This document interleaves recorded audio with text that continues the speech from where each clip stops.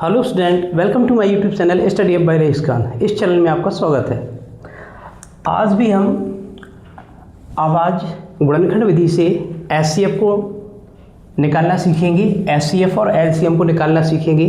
पिछली वाली वीडियो में हमने एक उदाहरण किया था। आज यह उदाहरण नंबर कौन सा है? दूसरा है। तो इसमें भी हम आज एचसीएफ और एलसीएम निकालना सीखेंगे।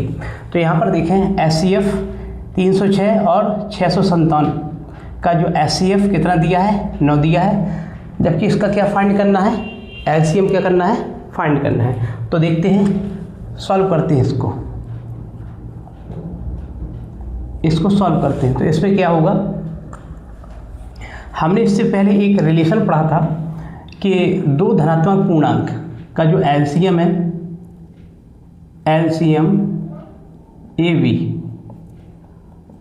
और उसका जो एचसीएफ होता है, इनका जो गुणनफल होता है वो दोनों धनात्मक पूर्णांक के गुणनफल के क्या होता है? बराबर होता है। ये हमने रिलेशन पहले देखा था। तो इसमें A की वैल्यू कितनी है? 306। B की वैल्यू कितनी है? 657। तो यहाँ पर देखिए, हमें क्या फाइंड करना है? हमें फाइंड करना है एलसीएम। तो यहाँ पे एलसीएम निकालेंगे। तो यहाँ पर देखें, एलसीएम ये कितना है? 306, और B कितना है? 657। और हमें क्या एचसीएफ कितना दिया है इसका? देखिए यहाँ पर एचसीएफ, A की वैल्यू कितनी है? 306, और B की कितनी? 657। ये अब A का मान कितना है इसमें? 306। B का मान कितना है? 657। अब इसमें क्या निकालना है अपने? देखिए यहाँ पे हमें एलसीएम निकालना है और एचसीएफ का मान दिया है। तो एलसीएम ये 306, 657, और एचसीएफ का मान कितना दिया? देखिए यहाँ पे एचसीएफ का मान 9 ये बराबर 306 गुणित कितना? 657। अब क्या होगा, यहाँ पे एलसीएम निकालना है हमें। तो एलसीएम 306, 657। यहाँ पर 306 गुणित 600 कितनी? 657 बटी ये क्या आएगा? 9 आ जाएगा।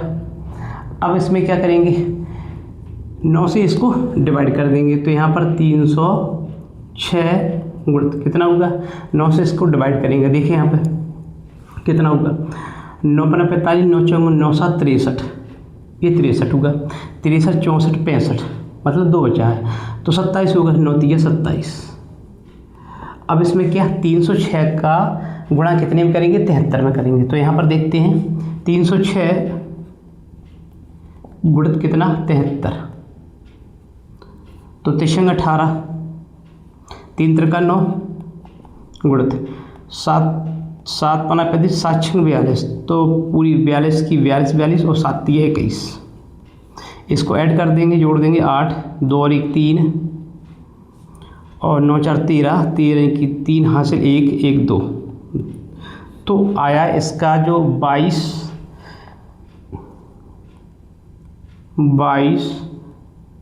33, 8, यानी 22,338।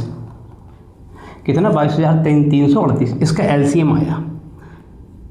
एलसीएम कितने का? 306 और कितने का? 657 का, जो क्या आया? एलसीएम। तो इस प्रकार से हम एलसीएम इसका फाइंड कर सकते हैं। तो आप इसे अपनी कॉपी पर नोट कीजिए। इसे उदाहरण नंबर 3 द्वारा समझते हैं एक और एग्जाम्पल को। स्पष्ट कीजिए कि 3 × 5 × 7 + 7 एक भाज्य संख्या है। सॉल्व। यहाँ पर जो संख्या दी है उसे लिखते हैं 3 × 5 × 7 धन 7। 5 × 15 = 7, 105। ये 105 होगा प्लस 7। इसको जोड़ेंगे तो कितना आएगा? 112। अब 112 क्या है? भाज्य संख्या है। अब 112 के फैक्टर करते हैं, गुणनखंड करते हैं, तो 112 यानी कि फैक्टर करेंगे तो 2 से भाग देंगे तो कितना, 2 पंचे 10 और 2 छक 12, फिर 2 से देंगे, 2 दूनी 4 दुगट 16, फिर 2 से देंगे, 2 एकम 2, 2 चौके 8, फिर 2 से देंगे, 2 सत्ते 14। तो यहाँ पर क्या होगा, इसके जो फैक्टर गुणनखंड निकल के आए इसके, तो देखेंगे 2 गुणित 2 गुणित 2 गुणित 2 गुणित 7। इसको इस प्रकार भी लिख सकते हैं, देखें यहाँ पे 2 की पावर कितनी, 4 गुणित 7। तो यहाँ पर देखें कि ये संख्या क्या है, ये संख्या भाज्य है, जबकि ये इसके जो फैक्टर निकले हैं वो क्या है, अभाज्य है। तो हमने पिछली वाली वीडियो में एक रिलेशन पढ़ा था कि जो भाज्य संख्या होती है वो अभाज्य संख्याओं के गुणनफल की क्या होती है, बराबर होती है। ये हमने रिलेशन पिछली वाली वीडियो में पढ़ा था।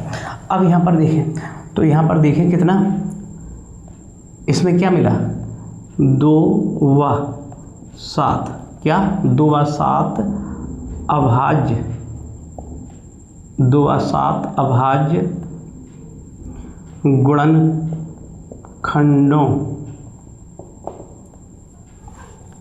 2 व 7 क्या है, अभाज्य गुणनखंडों का गुणनफल है, गुणनफल है।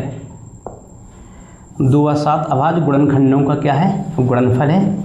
इसलिए यह संख्या क्या होगी, भाज्य होगी, भाज्य होगी। तो इसे आप अपनी कॉपी पर नोट कीजिए। उदाहरण चौथी समझते हैं। जांच कीजिए कि क्या किसी प्राकृत संख्या n के लिए संख्या 6 की घाते n अंक 0 पर समाप्त हो सकती है। तो इसे सॉल्व करेंगे। यहाँ 6 की घाते n, इसके गुणनखंड करेंगे कितना, 2 गुणित 3 पावर n। इस प्रकार भी लिख सकते हैं इसे, 2n 3 की पावर n। यहाँ 6 की घात n के अभाज्य गुणनखंडों, 6 की घात n के अभाज्य गुणनखंडों में कितना आ रहा है, देखिए यहाँ पे 2 और 3 आ रहा है, 3 आ रहा है। कितना आ रहा है, 2 और 3। इसमें 5 नहीं है, 5 नहीं है, जबकि किसी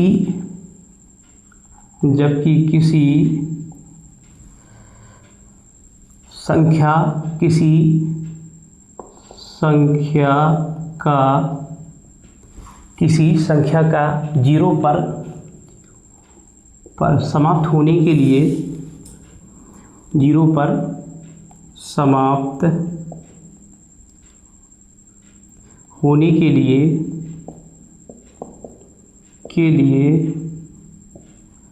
उसके अभाज्य गुणनखंडों में,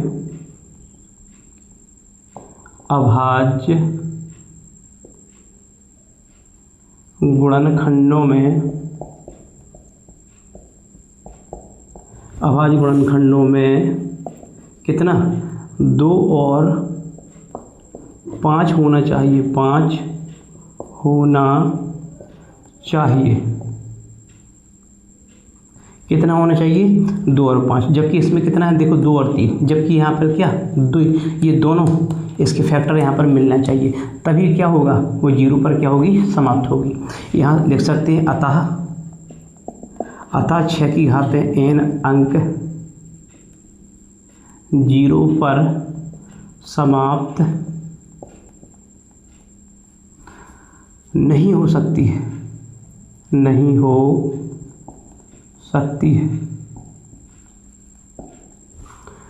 तो इस प्रकार से आप इसे सॉल्व कर सकते हैं। तो आई होप हमारी वीडियो आपको पसंद आई हो तो इसे आप लाइक कीजिए, सब्सक्राइब कीजिए और बेल आइकन दबाना न भूलें, जिससे हमारी आने वाली सारी वीडियो आपको मिलती रहे। धन्यवाद।